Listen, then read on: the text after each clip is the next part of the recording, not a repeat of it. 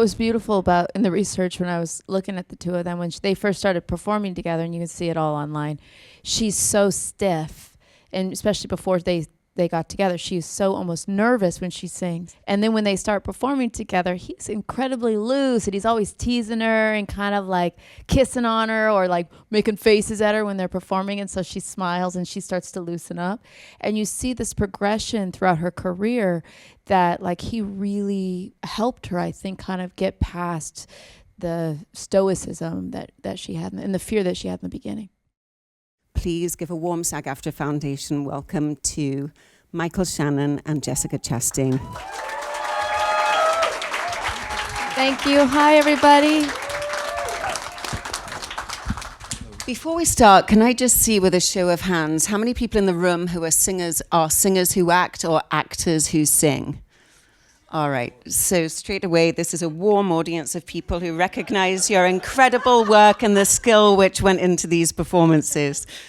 I think George and Tammy is really an incredible modern classic. And the reason I say that is because it harkens back to the Greek dramatists who talk about art imitating life. And nowhere is it truer than this project. And I want to sort of start by asking you, I know you spent 5 months learning the lyrics and rehearsing. What did you tap into in the lyrics of their songs which helped you form these characters? Well, we spent 5 months basically when we were prepping the show, where Ron Browning from Nashville came to New York, but we spent more than 5 months learning the lyrics because we started. I've been attached to this for over a decade, so I had been working. And then when Mike jumped on, this was during COVID times too, we would like rehearse on Zoom. I mean, so yeah, we've been doing it for a long time. And you said, well, the question was, what about the lyrics did you tap into? Yeah. Well, there's like Two-Story House, which I believe is in episode 5. Yeah. Tammy wrote that song, and that was, I think anything that really connected with their lives was really important to latch onto for me. I mean, she wrote Two-Story House about, it's two different stories, but they live in a two-story house. It's quite ingenious what she wrote, and I loved performing that with Mike. It was real heartbreaker, unlike everything else in the series. But yeah, that was one that I really tapped into. Well, yeah, we talked about a lot about actually not just like the individual songs themselves, but the fact that they keep revisiting the songs. So you can have a song like Golden Ring, and we would watch on YouTube various performances from throughout their career, and you could tell by each individual performance, even though it was the exact same song, you could see so much about what they were going through at that particular time, what the relationship was. And you can really see throughout the course of these performances them go from kind of being at their utmost together and kind of harmonious all the way to the depths that they both plunged. And can all be in the same song, but just different performances. And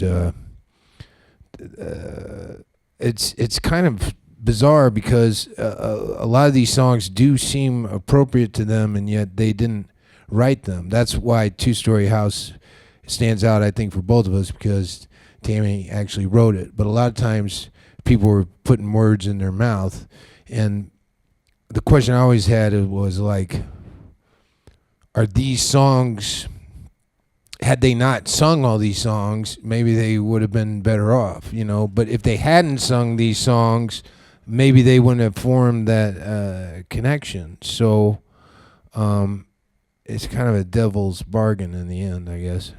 Yeah. And it does seem like everybody in Nashville had their own songwriters. The two of you each had your own songwriters. Yours writes up your divorce papers. It's such a crazy relationship that they had.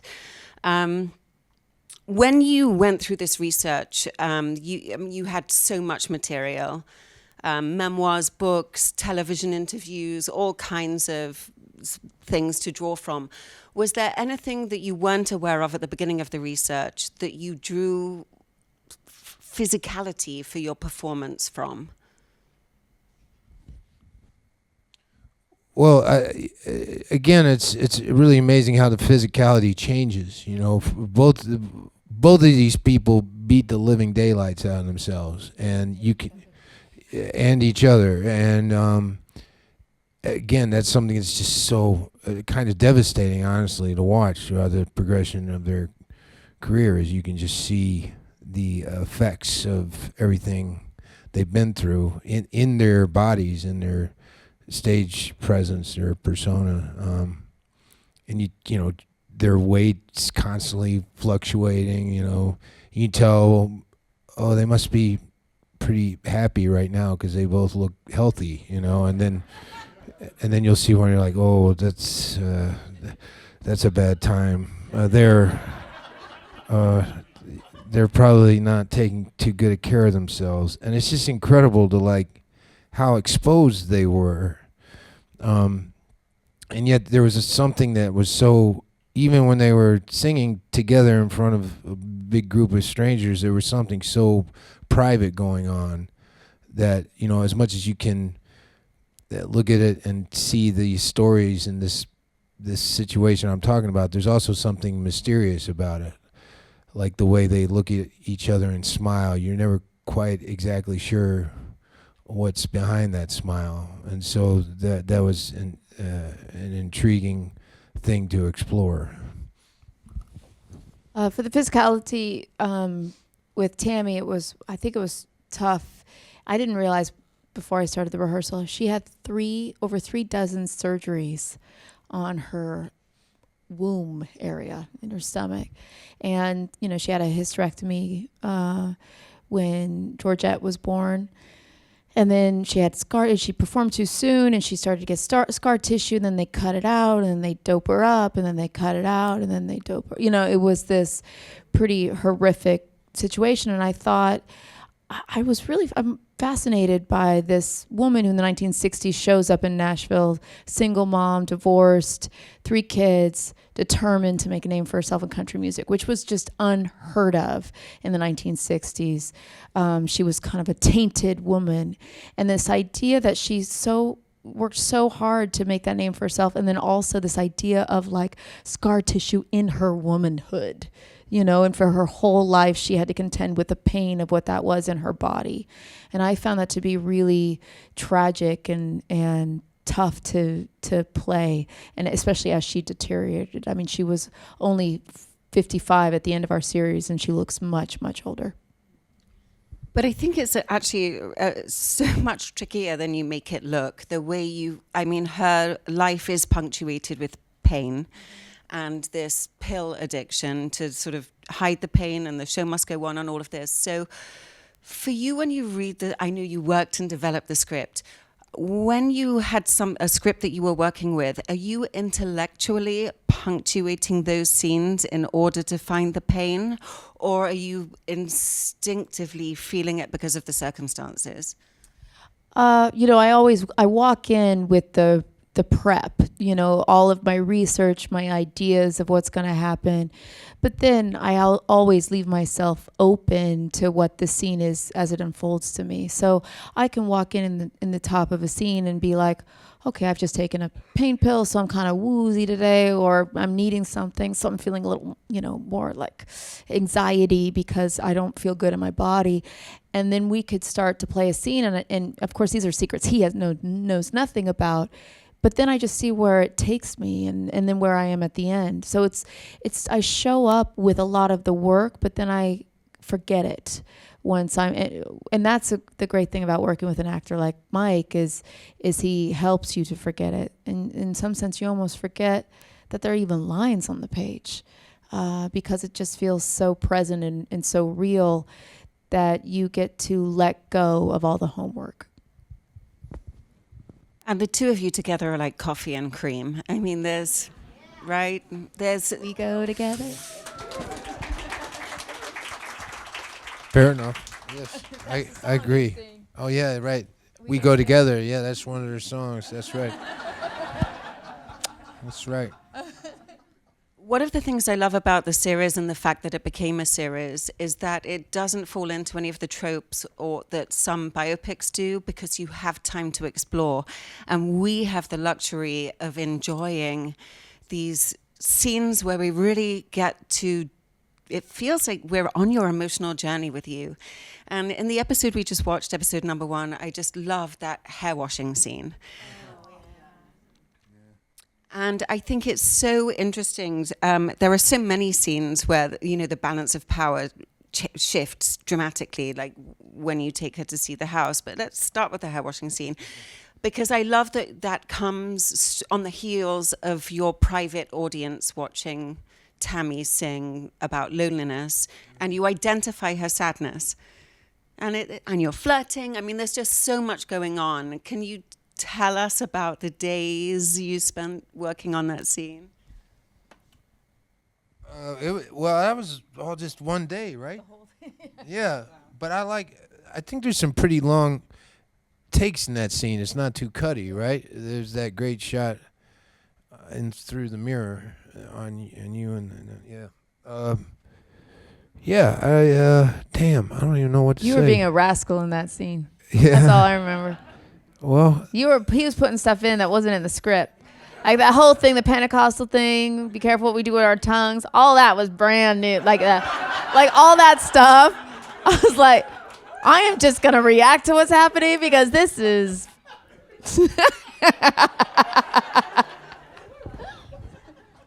the big drama that no, I'm serious. The big drama that day was the fella who did my hair. I mean, it literally almost upstaged the entire scene because he was like, "Now you can't get his hair wet," and Jessica's like, "I'm supposed to be washing his hair. Well, you can't get it too wet because I had what did I have, like a bunch of dye, or he would spray things in. Oh, I had little extensions, didn't I? And then yeah, because I'm actually quite bald. If you look, so it was like, it was one of those weird situations you find yourself in sometimes, where something like really kind of mundane and unimportant is becoming like subsuming like the actual thing that's supposed to be going on. But fortunately, we were able to shut him out. Yes, yeah. How many potatoes did you eat that day? Raw potatoes. I didn't mind. I mean, I'm Irish, so I'm used to it. It's in my blood. Yeah. So, I mean, I think one of the things that's amazing also about George Jones's performance here, even though it's so serious and painful, is that there is so much comedy in the lines. So is that just inherently Michael Shannon to look for the comedy? Yes, 100%. You can't say this because you're shy. Oh no, but and humble, but he's really funny. George, but that's how George was. George was really funny, and anytime I see like them together, there was one interview I used to watch all the time where he was just busting your chops about the football player, yeah, and yeah, he was really sly, clever. He was a really smart guy, and he had a reputation for some reason for not being, but he was very poetic and he quick on his feet. You know, he may not have read every book in the world or anything, but he was, he was just a clever guy. Yeah. What was beautiful about in the research when I was looking at the two of them when they first started performing together, and you can see it all online, she's so stiff, and especially before they got together, she's so almost nervous when she sings. And then when they start performing together, he's incredibly loose, and he's always teasing her and kind of like kissing on her or like making faces at her when they're performing. And so she smiles and she starts to loosen up. And you see this progression throughout her career that like he really helped her, I think, kind of get past the stoicism that she had and the fear that she had in the beginning. So we know you worked together in Jeff Nichols' brilliant psychological thriller, Take Shelter. So that came out 12 years ago. Yes, another brilliant troubled couple. Did you just know from working with each other, that relationship that you built, did you just know that he would be the perfect George Jones? Because you're a producer here. Yeah, I mean, I knew from the moment we met. I was like, oh, this is he's a very interesting actor. I mean, I loved his work already. I'd seen his work, so I knew he was talented. But then when we met, what I was so struck by, and cover your ears, is like how, he's such this formidable presence, but he is actually quite sensitive, and I found that to be Aww, sweet thing. I found that to be so sweet, and this kind of untapped quality that we didn't really get to see in projects. I mean, Take Shelter, we explored a little bit, and then also I knew him to be this amazing musician. I mean, he gave me the CD when we were in Ohio, and we all used to go to this dive bar, and I put it in the jukebox in the bar, and then throughout our friendship, I would go and see him perform in Brooklyn with his band.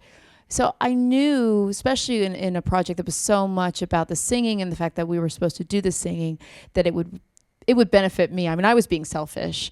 I was like, to work with Mike would benefit me because I don't have a history and a background in music, and I know that working together would bring out the best of me. And also, I really cared about him, and it's easier to work with someone that you trust and that you feel safe with. It makes you feel like you can be more bold in your choices. It certainly was amazing. So you're working with him, but you're also working without him. We've got to talk about the Vegas Stand By Your Man. I mean, it's just, and I feel like we skated over the vocal training that was required for these performances. And I'd love to hear you describe sort of the live, you sang 41 songs in this show from beginning to end, and you sang live every day, both of you. Yeah, this is so interesting.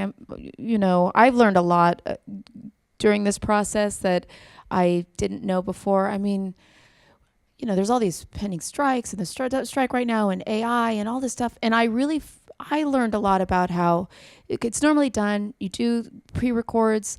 If you're not lip singing to the actual songs, you lip sync to a pre-record.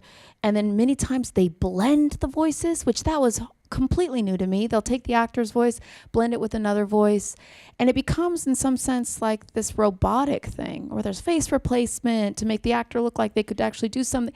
There's so much stuff going on, you guys, in work already that is so against what we do as artists. And it's a scary thing. It's just getting worse.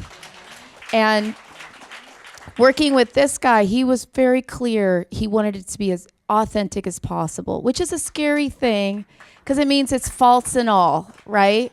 It means you're like, of course I'm not going to sound exactly like Tammy Wynette singing Stand By Your Man. And if I was, I would lip sync to her singing it.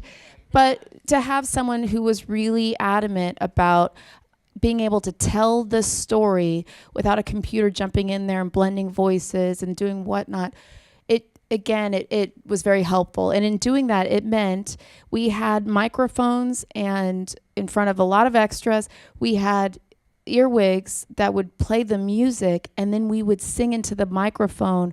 So the only thing people in the room could hear was our voices cold, which is so scary. But yeah, it was a whole new way of working. I absolutely would not do it again. I did it once, but I'm glad I did it, and it's because of this guy right here. Well, yeah, it's just I thought that you need to hear our voice because those are lines. Like we're acting through the singing. Like if you don't hear, like when I'm singing "He Stopped Loving Her Today," in the 6th episode, if you're listening to something else, then I'm not really actually doing anything. I'm just like, yeah. So I wanted to be able, and somebody reminded me today that you didn't come. Oh, Rachel said you didn't hear it until the first take, and I wanted that opportunity to not to try and sing "He Stopped Loving Her Today" like George Jones, but to use the song to affect Jessica and create the relationship, singing it best I could, But if we were on set and you were doing that scene, I was standing there like, I mean, it'd be a nightmare, you know? But it's fascinating that you bring that authenticity to it, because there's so much baggage involved with these two. There are so many stories that are portrayed here that make sense, that just sound ludicrous, like entering in a coffin and driving the tractor. These are real stories. So can you also, because we're in the middle of a strike, can we talk a little bit about lifting that, how it appeared on the stage and page, and lifting that stuff off the page? Well, I mean, we have to give a lot of credit to Abe Sylvia. I mean, nobody did more research than he did, and nobody was as thorough. And he talked to every single person he could possibly talk to. And yeah, those stories they're difficult because there's so many different versions of them. So like when George is shooting the gun at Christmas in the house, it's, you got his version of it, Tammy's version of it, whoever else's version of it, and it's really on Abe to say, hey, I think it's this, or this is what makes sense for the story as a whole that we're trying to tell. But yeah, when you're actually performing it, it's not particularly helpful to think of, I'm performing this iconic moment and that everybody knows about. You just kind of say, no, I'm just driving a lawnmower to get some whiskey, and that's it. And you just forget about everything that's attached to it, As you do, yeah. When you drive a lawnmower. Yeah. I think it's also in episode 1, it could be episode 2, this seduction scene in the Don Quixote bedroom. It's the first time we see you in this, okay, thank you, this incredible negligee. And I think it's incredible. But I think it's fascinating because it's not the scene doesn't play out the way we expected to at all, given all of the circumstances. And I think when you were talking earlier about Michael's sensitivity, that's a place where we really see your vulnerability. And also you were saying in the hair washing scene, it's sort of wide shots. This seemed like it was very close up and lots of coverage. Can you share the experience of filming that scene with us? The tough thing about that is, the costumes we had amazing costumes in this. Mitchell did all, Mitchell Travers, and I've worked with him on Eyes of Tammy Faye, Mother's Instincts. I've worked with him a lot, and he talked me into that negligee. I was like, I don't know about this. And the crazy thing is, we were filming, and so I was like, okay, I'm like gonna have a light breakfast and all this stuff, and then we had to stop shooting because of we had a snow day. So then I had to put it on again a different day. So it was just very stressful. But the vulnerability of the scene, that again was an Abe Sylvia special. He had studied this for over a decade. He started as an actor. He was in musical theater before he was a writer, and it was really important for him to tell an authentic story. A lot of times we see these music biopics and the guys it's just kind of like this macho, gonna save the woman, and it's just not true, and how beautiful to have this man show his vulnerability in that scene. And that was, we all that was a battle we all kind of linked arms to tell. Remember, there were some people who were against that. They wanted something a little bit more macho and steamy. It's pretty steamy.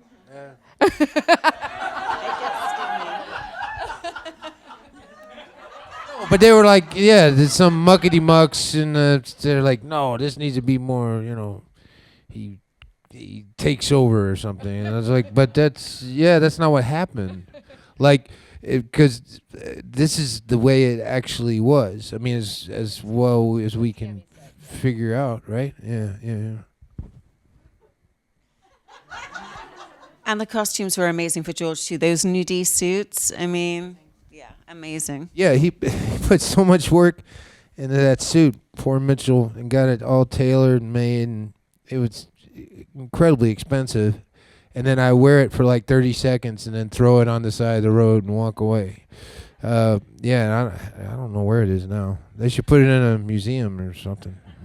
Yeah. I think I heard someone shouting, "Get your jacket! Get your jacket! Pick up your jacket!"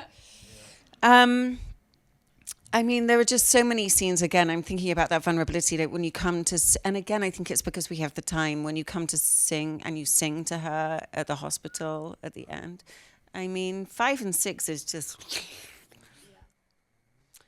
Yeah, in that scene in particular, that was actually, that's crazy. Was that the day after the Oscars? I think it was. So there's an episode later on, and Tammy's quite sick. And it was like right after the glamour of the Oscars. And I got back, and then they just made me look like hell.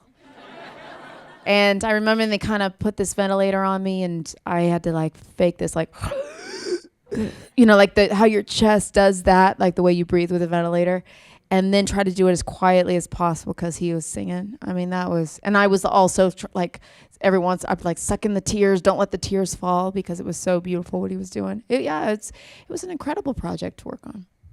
One thing I loved, I mean, the cinematography, it looks like a 60s album cover is incredible, but the smoking, the portrayal of the smoking, you're in the doctor's office and you're both smoking.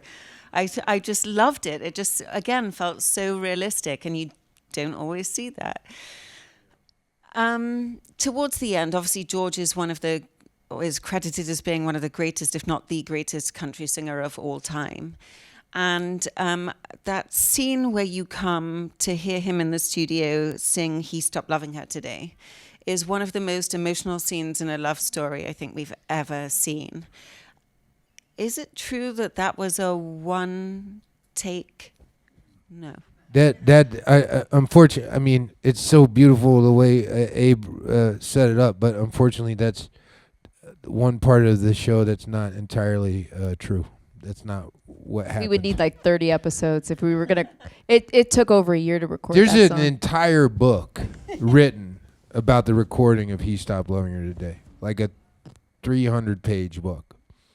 I mean, he did not want to record that song, and he didn't say, "Oh, Billy, it's too sad." It's not like in the show. It's more like, "This is crap. This song's crap. I don't like it. I think it's." What was the word he used? He's like melodramatic, or he didn't want to sing it. But the conceit that Abe came up with, I think it's definitely the most romantic scene I've ever seen. I don't know. I'm not maybe the arbiter of romance, but that's how I feel about it. I think we all saw it that way. We can agree. Okay, I have some audience questions here, so I'd love to run to those. Amira Nader, I apologize if I'm getting anybody's name wrong. There's Amira. She asks you both, did you learn anything surprising about George and Tammy while preparing that changed or informed your performance? For me, it was, I had no idea he was so into interior design, I mean, it's true. He was really, if he hadn't have been a country singer, he could have been a designer. He was really into colors and fabrics, and I mean, obviously that comes through in the fashion stuff, but even in the how fixated he was in the house on it, and also like just again how different it seemed to me his actual persona was from the reputation he had, what people. But I find that so often with iconic people that are the public persona that's presented is so far away from who they actually are, which is why doing things like this is a valuable thing to do, I think. For me, I think it was, I didn't know about, she tried to leave her husband, her first husband, and then her mom had her kids taken away, and she was institutionalized when she was pregnant and given electroshock therapy, and she thinks it always hurt her daughter, Tina. And I found that quality, like there's like a yell in her voice, like almost like an electric shock. And I kept thinking, I could get emotional talking about it now. I kept thinking about like the things that she had overcome.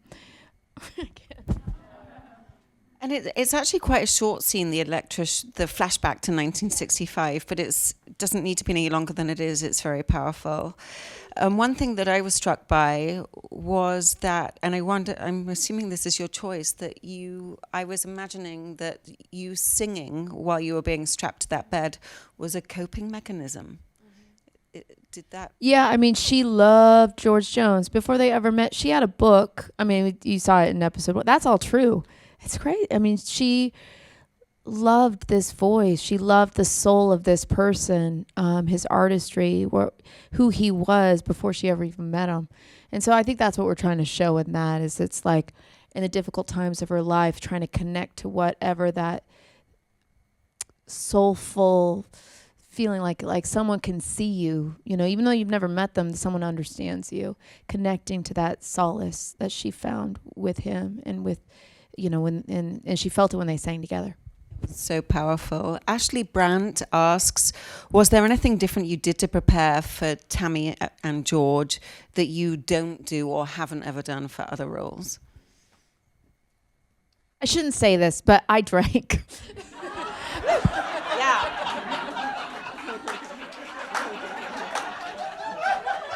I was so scared, like getting in front of people and singing. So I had someone tell me who was a reputable voice producer in Nashville, tell me that bourbon and tea with honey was really good for your voice. And I took that all the way to the bank. No, I've never done anything like that before, but I needed some courage.